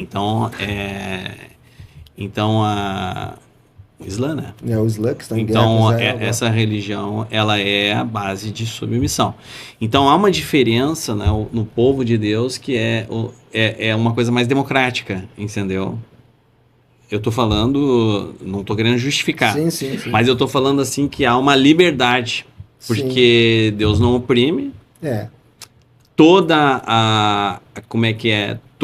o culto a Deus é livre. Nós temos liberdade para receber Deus e para perder Ele, né? E o Espírito Santo basta um passinho falso, tu perde ele. Ele se afasta. Sensível, totalmente sensível. Porque a nossa relação com Deus não é na base da faca, da opressão, do medo e do terror. A nossa relação com Deus, ela é baseada em amor, dependência, humildade. É um outro tipo de relacionamento de pai com filho, né? Sim. E já a outra religião, não. A outra religião, eles têm medo da represália, têm medo da retaliação. Então, talvez, assim, ó, eu imagino, né? Sim. Eu imagino que futuramente a religião dominada pelo maligno, e eu imagino que toda religião dominada pelo maligno é na base da opressão. Se tu não participar de um culto, se tu faltar ao culto, ou se tu não entrar daquele jeito, se tu dá, o bicho pega. Né? Realmente tu é ameaçado de certa forma, né? A gente vê as consequências daqueles que largam e não vão para Jesus.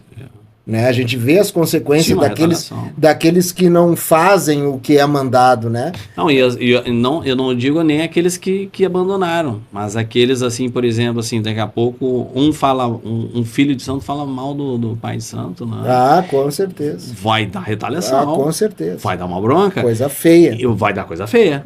Vai dar coisa porque o Espírito vai lá cobrar. Exatamente. Então, tu vê assim que ele é um respeito, ele é um temor, mas baseado no quê? É no amor ou no medo de... Né? Então, quando tu tem um relacionamento de pai com filho baseado no laço, tu vai ter, assim, uma obediência cruel, mas não é verdadeira, né? Sim. Não é esse relacionamento de Deus, né, com o crente, né? Porque Deus não escolheu na corrente, né, no laço, no pau, né? Então eu vejo assim, não vou querer justificar, né? Não, mas o senhor está certo. Mas infelizmente, porque o relacionamento que Deus procura dos seus filhos é desse jeito, é baseado no amor, né? Então muitos se perdem, né? Muitos se perdem, aí eles têm essa liberdade, porque Deus não vai retalhar, Deus vai se afastar. Quando eles estão achando que estão com Deus, Deus já abandonou a vida deles há muito. Que nem Saul, né? Sim. Saul achou que estava com Deus, mas Deus já tinha abandonado ele há muitos anos. É que às vezes a gente observando, principalmente a gente que vem chegando agora, né? A gente vê observando, assim, às vezes a gente fica chateado, porque às vezes a gente vê pessoas que poderiam fazer mais para Cristo, poderia ter mais respeito pelos seus líderes, pelos seus pastores, mais reverência. Quando chega na igreja, por exemplo, né? Em vez de dobrar o seu joelho e orar e falar com Deus, fica sentado mexendo no celular. Sim. Então, às vezes, a gente faz esse comparativo, né? Não é nem por maldade ou por querer justificar, mas a gente faz, às vezes, esse comparativo. Que aí nós que viemos do mundo, a gente meio, muitas vezes, a gente se escandaliza. Que a gente pensa assim, pô, mas como é que... Não, mas isso aí não é um pensamento só do mundo. Isso é um pensamento de quem é espiritual. Eu, por exemplo, às vezes, eu não vou dizer que eu sou super espiritual, porque eu não sou. Nunca seremos. Diante de Deus não sou. Mas eu chego na igreja e me escandalizo. Não, eu me escandalizo, meu irmão. Porque a gente fica pensando, poxa, né? Eu me escandalizo porque é um momento curtinho. Uma hora de culto, uma hora e pouquinho. Tu poderia juntar todas as tuas forças, né? Levar aquele temor, né, diante de Deus, honrar a Deus, né? Orar a Deus, confessar os teus problemas, porque geralmente durante o dia tu peca. Confessar e ainda confessar não só os teus pecados, mas confessar da tua família, confessar dos teus familiares. Orar pelos outros. Orar, né? É um momento tão importante que tu poderia aproveitar. Aí tu vai para lá e tu vê gente desperdiçando um tempo. E aquilo ali vai ser cobrado. E aí por isso que eu fiz esse comparativo, você entende?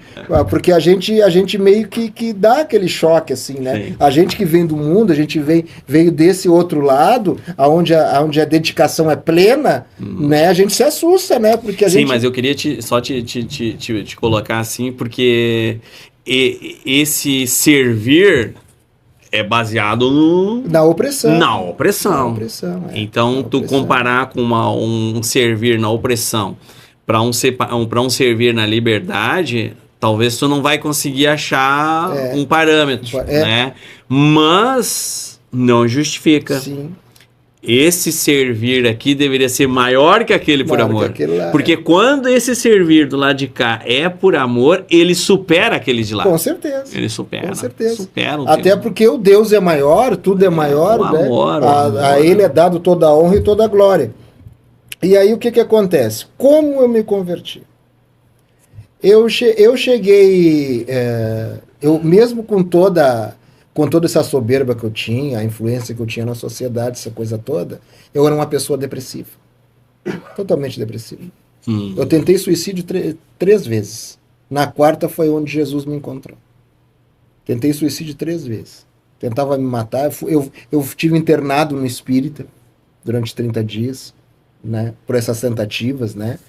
Eu fui para o hospital, me levaram para o hospital, uma tentativa de suicídio com veneno. E tinha esse caso na família ou não?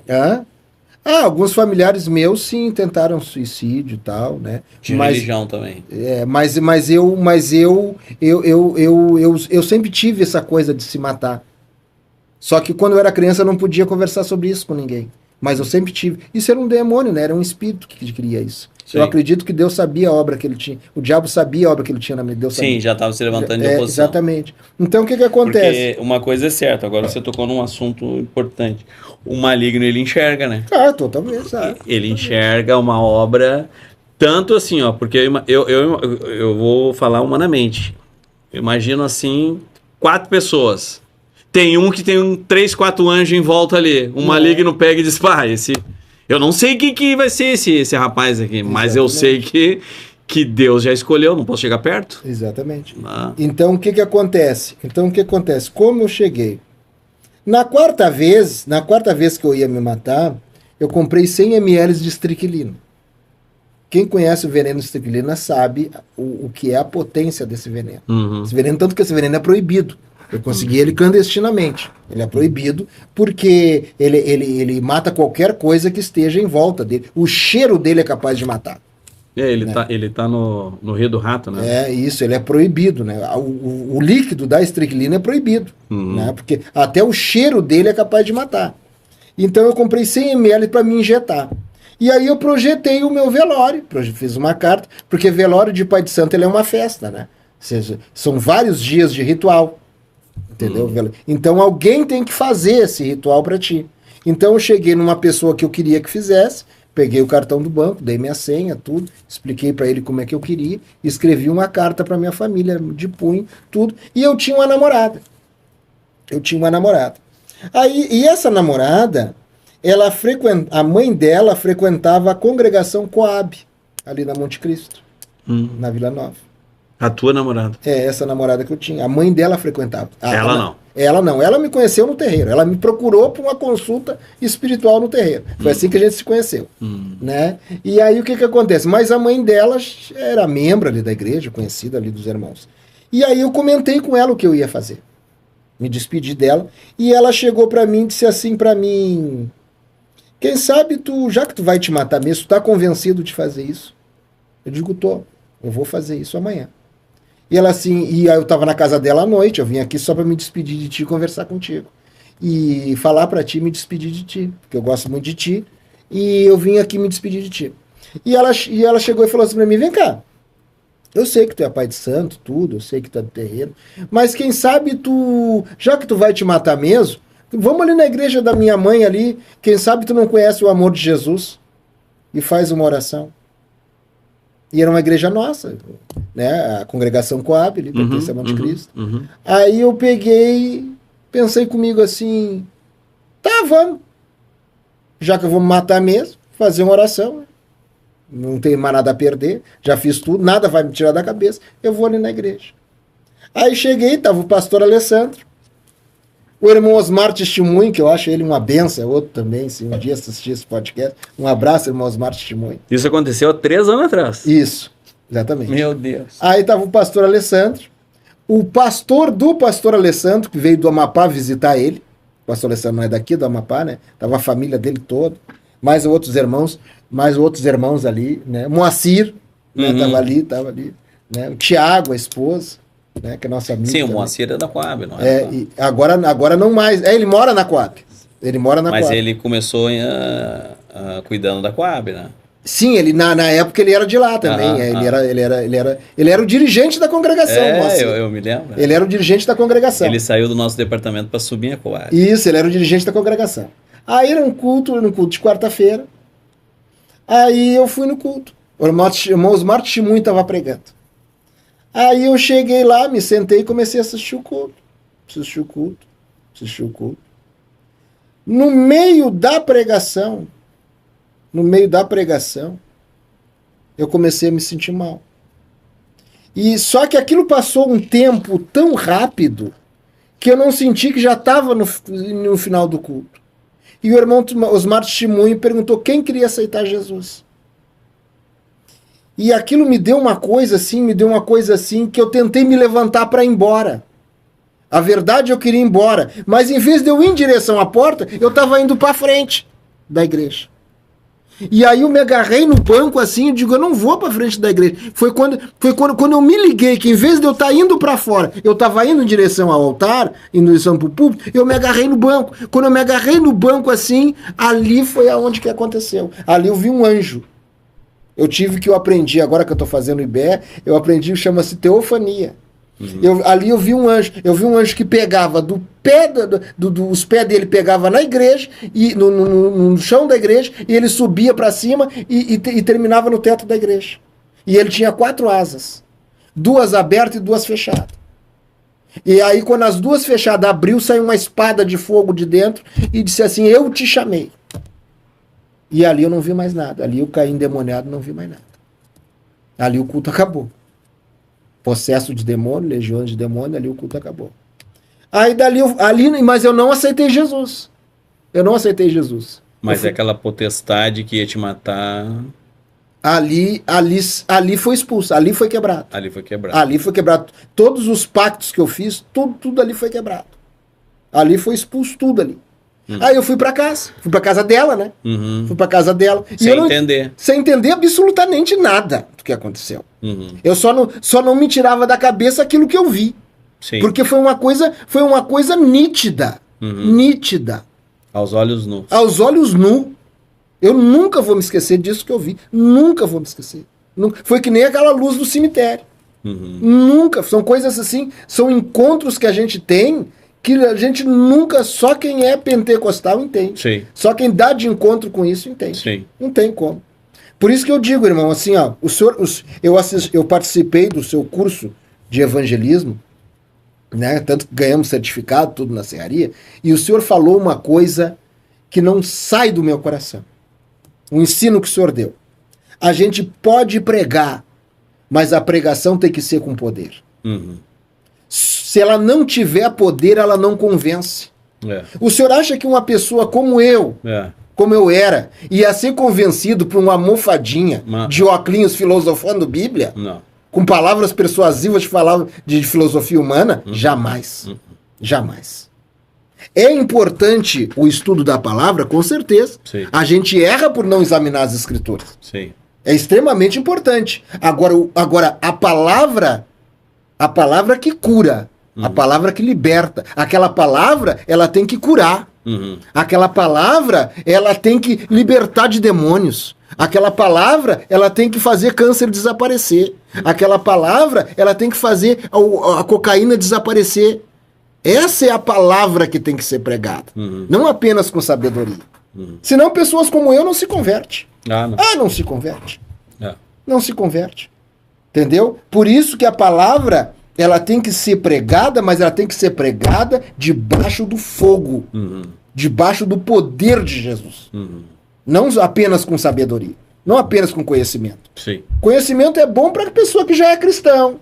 Se aprofundar mais, ficar mais inteligente dentro da palavra, se formar. Agora, para o mundo... Poder. O mundo só respeita o poder de Deus. O evangelho é o poder. O mundo só respeita o evangelho com poder. Conhecimento é bom para nós, que estamos nos formando obreiro, aprendendo já estamos caminhando com Jesus. Agora, para o mundo, para o ímpio, para o macumbeiro, para o católico, para o drogado, para o marginal, para o bandido, é o poder que transforma. É o poder que... Pode ser duas palavras. Pode ser uma pessoa chegando lá, Jejujo. Né? Pode ser chamando Jesus Genésio, mas aquela palavra, ela indo com poder, não tem demônio que resista. Era isso aí que tinha nos nossos pastores antigos, né? É a palavra com poder. Eles poderiam ter pouco conhecimento, mas tinham poder. Tinha poder. Tinha poder. Tinha poder. Poder. Foi isso que me converteu. Foi isso que te ganhou. Aí no outro dia, só que aí a coisa, né? Quem é esse rapaz? Quem é esse rapaz? Aí começou a comentar, né? Esse rapaz é um pai de santo conhecido aí, um pai de santo assim, assim, assim. No outro dia estava o pastor Alessandro, lá no apartamento. Lá. Aí ele chegou, ele e o pastor dele lá do Amapá foram visitar. Aí eles me explicaram o que aconteceu, me falaram, perguntaram quem eu era, conversamos e tudo. Ali eu aceitei Jesus.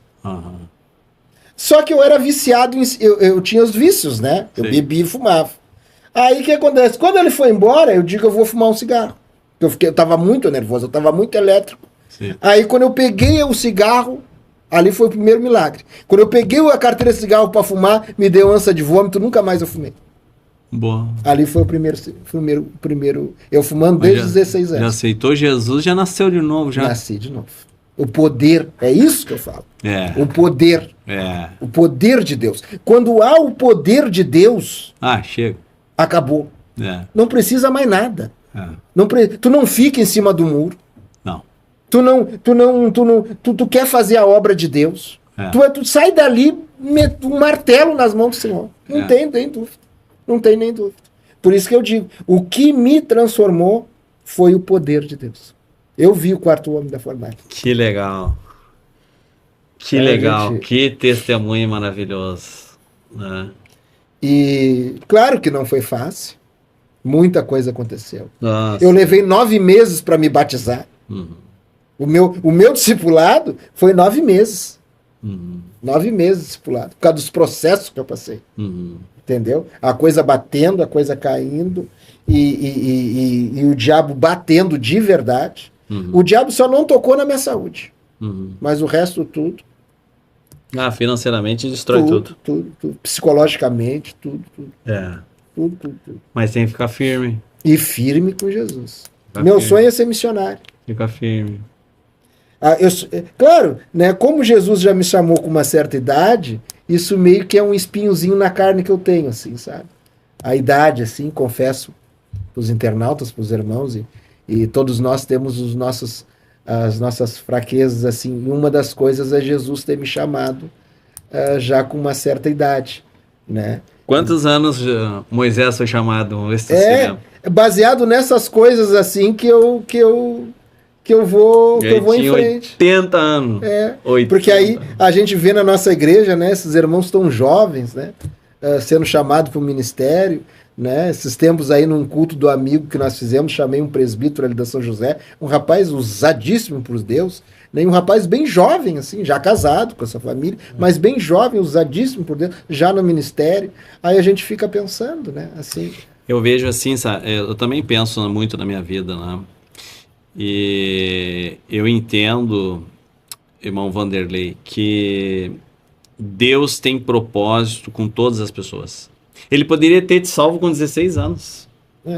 Que nem a tua mana, né? A tua mana, ela... Desde a adolescência. Desde a adolescência, né? Mas os teus caminhos, eles foram diferentes. Você teve uma outra experiência, né? Amargosa, triste, né? E Deus permitiu, só que Deus te guardou, né? Te guardou em toda a tua caminhada. Tu não sabia disso, mas Deus estava te guardando todos os dias. Até que tu chegou numa encruzilhada que Deus disse, agora chega.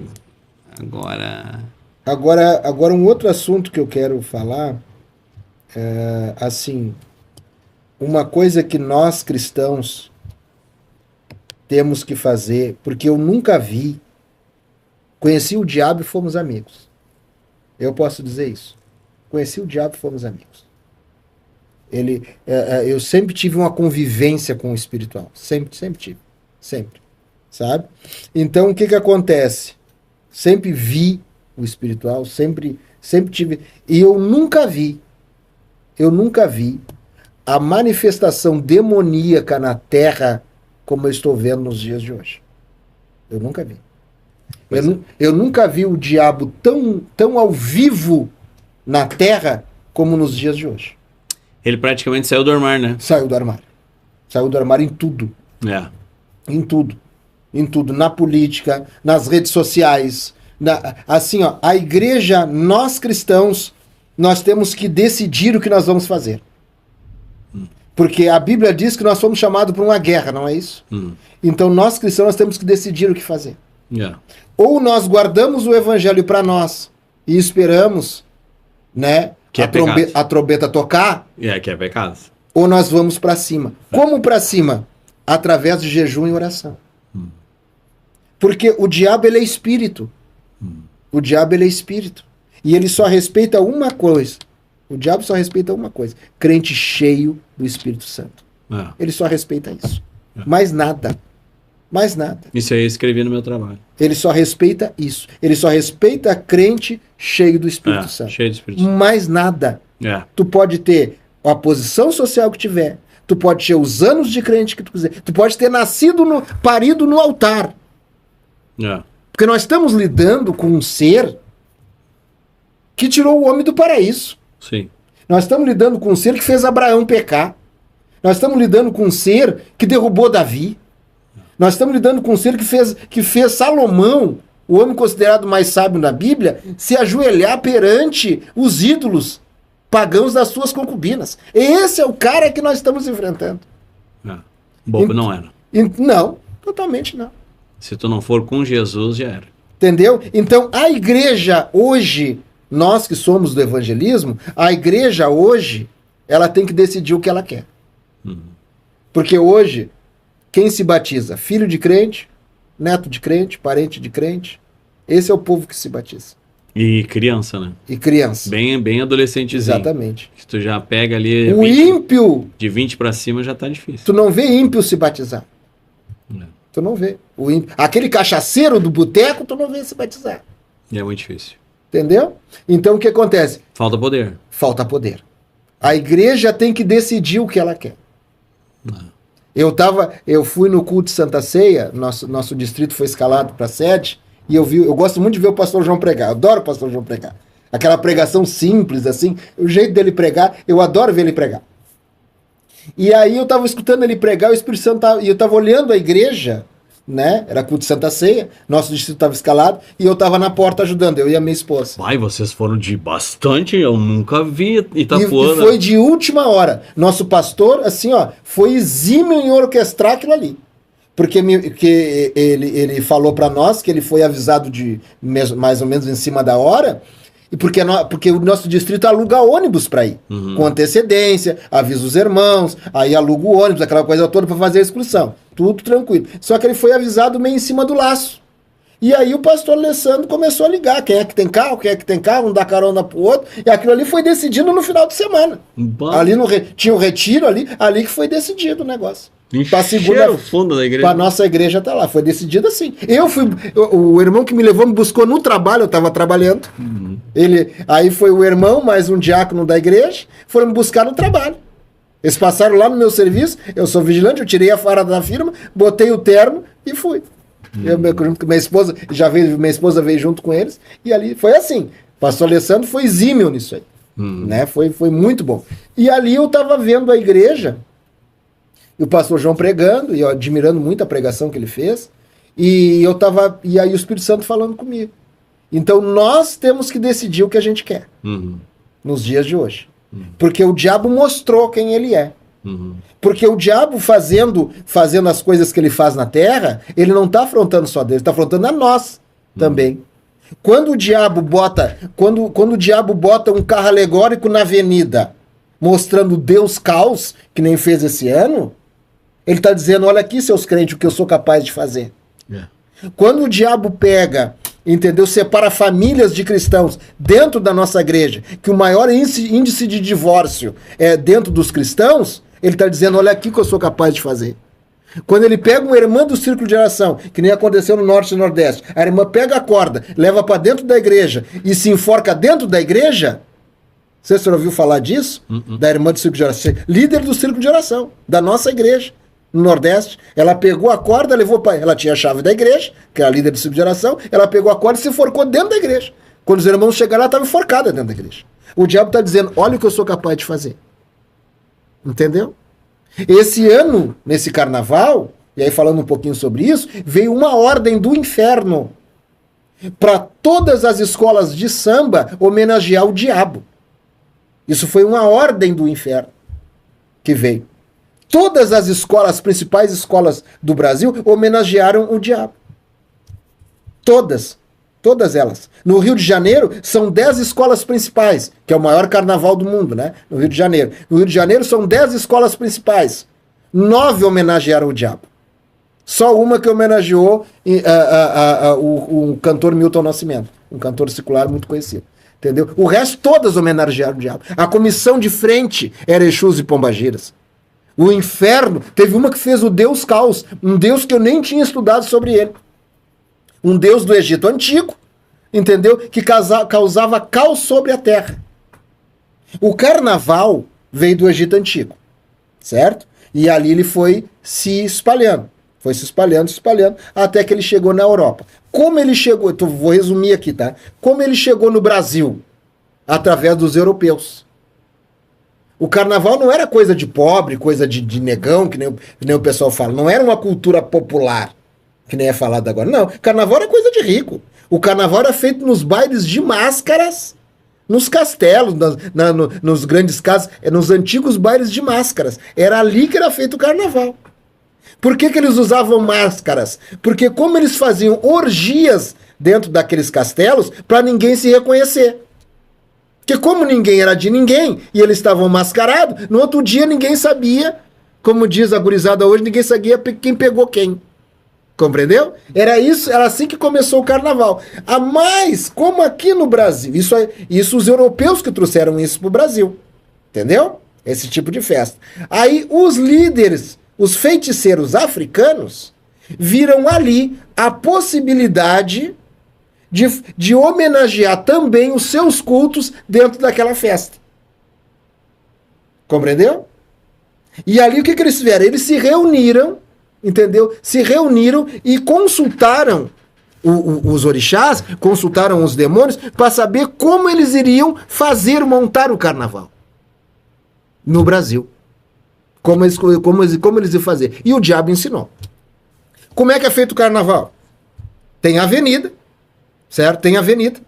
Então, essa avenida é feita avenida assim, que nem tem aqui no Porto Seco. Tem a avenida. Essa avenida ela tem 2 portões. Tem as arquibancadas e tem 2 portões. Um de entrada e um de entrada e outro de saída. E a avenida no meio. certo? Aqui tem o primeiro portão, que é onde a escola de samba entra. Aí o que acontece? Esse portão fica fechado até tocar a sirene que é para a escola entrar. Porque como é uma concorrência, né? Tudo conta pontos e tal, aquela coisa toda. Então o que acontece? Atrás daquele portão tem uma coisa chamada concentração. Aonde aquela escola se concentra. Tem gente que chama de esquenta. Ali começa o negócio. Ali começa a magia. Ali, na concentração. Antes dele entrar, antes dele desfilar. Então ali começa a magia. Ali é invocado tudo que é tipo de Exu, Pombagira, Egum, demônios, anjos da solidão.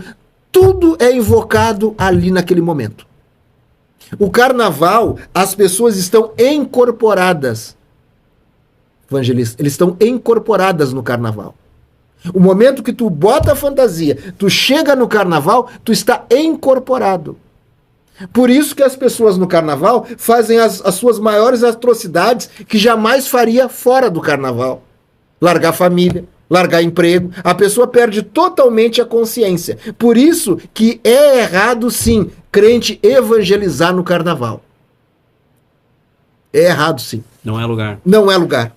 Porque as pessoas não estão na sua sã consciência. Existem 3 tipos de incorporação. A consciente, a semiconsciente e a inconsciente. A consciente é aquela que a entidade fala no teu ouvido. Tu recebe a mensagem, mas tu transmite a mensagem, mas tu está totalmente consciente do que tu está fazendo. Tu apenas recebe a mensagem. A inconsciente, ele entra no teu corpo, mas tu sabe que está incorporado, mas tu não consegue se controlar. Mas a tua mente, eu estou lhe vendo, eu estou vendo aqui o estúdio, mas eu não estou sabendo o que eu estou dizendo, o que eu estou fazendo. Essa é a semiconsciente. E a inconsciente, que acontece na matriz africana, que o demônio. Pode parecer um absurdo que eu estou lhe falando aqui, mas é a mais pura verdade. Ele tira a alma do teu corpo e ele entra. E ele entra. Por isso que nos rituais de matriz africana, tu vê gente tomando mel fervendo, por exemplo. Bebendo, pegando um copo de alumínio, tirando de cima do fogão a lenha e ingerindo, tomando na boca. Sem se queimar. Sem se queimar. Dançando em tapete de brasa. Brasa viva. Braseiro, assim, que a gente faz. Derrama ali, pega a pá, derrama ali e o cara dança em cima. Gente voando, como eu já vi. Flutuando. Existe um ritual chamado alujá. É um toque de guerra que existe dentro da matriz africana, que a pessoa está ocupada com um determinado orixá e dança. Eu já vi gente dançando na frente que os pés dele estavam dessa altura do chão. Literalmente flutuando. Eu vi isso aí. Isso aí acontece muito na África. E aqui também. Só que aqui é proibido filmar, né? Esses rituais. É proibido. Isso aí só quem sabe. Só quem tá ali sabe. Entendeu? Então por quê? Porque tu já não tem alma. Quantas vezes eu encostei a mão assim em pessoas que estavam ocupadas e eles não tinham batimentos cardíacos? Entendeu? Porque esses orixás, eles são mandados embora do corpo sentados. Por exemplo, eles estão ali, né, no corpo das pessoas e tal. Quando eles vão embora, se despedem e vão embora, a gente senta eles numa cadeira e ali é feito um ritual para eles saírem do corpo das pessoas. Entendeu? E quantas vezes eu fui fazer esse ritual para tirar do corpo das pessoas e eu botava a mão assim, a pessoa estava gelada e não tinha pulsação cardíaca. O coração dela estava parado. Entendeu? Esse é o inimigo que nós cristãos enfrentamos. Então, por isso que eu digo, a igreja hoje, ela tem que decidir, a igreja brasileira, evangélica, ela tem que decidir o que ela quer. Ou ela guarda para si a salvação, ela guarda aquilo que ela ganhou de Deus e fica quietinha no cantinho dela, orando, jejuando e indo no seu culto rotineiro de domingo, ou ela cai para dentro. Senão nós não vamos conseguir vencer o inimigo. Mesmo a Bíblia dizendo que somos mais do que vencedores, mesmo a Bíblia dizendo que operando Deus quem impedirá, nós não vamos vencer o inimigo. Por o simples fato de nós não tomarmos uma posição. Aí, nós cristãos, temos que tomar um posicionamento espiritual perante o inimigo. Isso é uma posição, é uma resposta a Deus, né? Exatamente. Porque Deus faz o convite, ele diz ide, né? Exatamente. E nós temos que responder. Exatamente. Né? Ou nós cremos e obedecemos e vamos, né? E vamos. Porque assim como eles receberam uma ordem do inferno para fazer esse tipo de carnaval agora, nós também temos uma ordem que foi feita há 2000 anos atrás por Cristo. Ide por todo mundo, pregar o evangelho. Então nós também, porque o mundo seguiu a ordem do diabo à risca, tanto que o carnaval no Rio de Janeiro, sempre, a vida inteira, foi 2 dias. Esse ano foi 3. Tá crescendo, né? Tá crescendo. Esse ano foi 3. Sabe o que o diabo tá dizendo para nós? Olha o que eu sou capaz de fazer. Tá dominando, né? Olha o que eu sou capaz de fazer. Entendeu? Então, ou nós, isso eu não tenho medo de falar isso. Ou nós nós temos que decidir, nos conscientizar daquilo que nós somos. Parar de relativizar o pecado. Parar de ser um crente domingueiro. Parar de chegar na igreja e ficar olhando sem dar um glória a Deus. Eu estou esperando sentir. Sentir o quê, cidadão? Sentir o quê? A fé não é sentimento. Se nós somos adoradores, é nós que temos que adorar. Agora é Deus que tem que adorar nós? Tem que tocar no Tem que tocar no cidadão pro cidadão. Então é Deus que tem que te adorar? Tem que te estender um tapete vermelho? Por amor de Deus, cidadão. Não faz assim. Entendeu? Como diz aquele rapaz da internet que eu acho engraçado. Que é isso, varão? Não faz assim.